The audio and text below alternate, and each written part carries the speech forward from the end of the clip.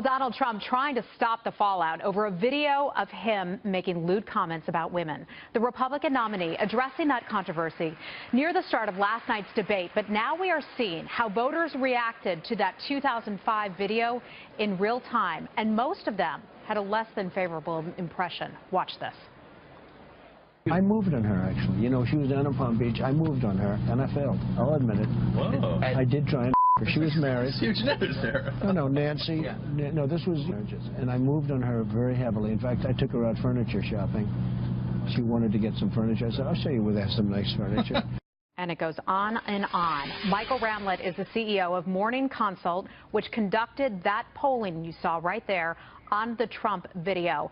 Michael, some of your folks said that they have never seen such low dial numbers as they saw with that clip of video. That's right, Heather. What's interesting about that particular clip is you oftentimes see negative advertisements gaining a lot of negative exposure one direction or the other. But in that clip, over 60% had a negative impression of Trump after seeing it, and it was universal across party ID. Over half of Republicans similarly had a negative impression. But it's important to note it didn't have the same effect on the outcome of the actual horse race polling. And why didn't it have an outcome on that?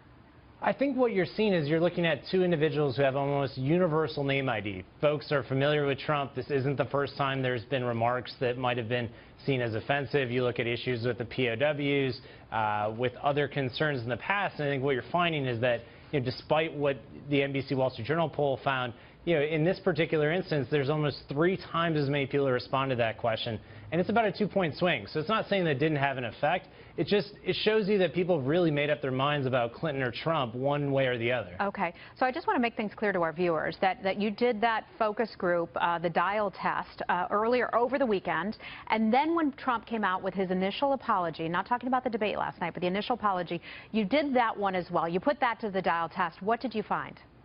So it turns out with his apology, a much more mixed bag. So you saw Republicans really resonate to his apology. Obviously, Democrats much more opposed to what he had to say. I think what's important noting is that's more than just a focus group. That's actually over 1,500 voters real-time moving dials either on their phone or their keyboard. So what you're seeing is the first scientific poll. We beat the Wall Street Journal NBC poll out of the field by 24 hours, had 3 times the sample, and with our partners at Politico, that's the most definitive evidence we have of the effect of the video.